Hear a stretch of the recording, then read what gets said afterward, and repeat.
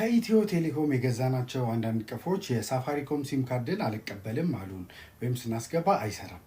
ይሄ የሚሆንባቸውን ነገሮች ልንገራቸው። ይሄ በኢትዮ ቴሌኮም ብቻ ሳይሆን ሳፋሪኮም ላይ ብዙ የቴሌኮም መስሪያ ቤቶች ላይ የተለመደ ነው። ይሄም ምንድነው?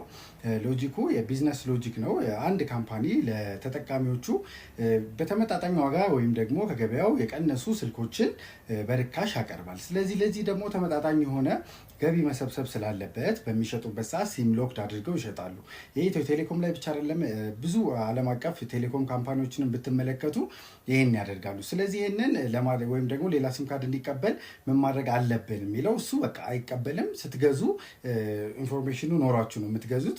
ሲም ሎክድ ተብሎ ነው ወይም ኢትዮ ቴሌኮም ሲም ሎክድ ተብሎ ነው የሚሸጡት። ስለዚህ ከኢትዮ ቴሌኮም ውጭ ሲም ካርድ አይቀበልም። የሳፋሪኮም ቀፎች ሊሆኑ ይችላሉ። ስትገዙ ሳፋሪኮም ሲም ሎክድ ተብለው ከተሸጡ እነዛ ከሳፋሪኮም ሲም ካርድ ውጭ አይቀበሉም ማለት ነው።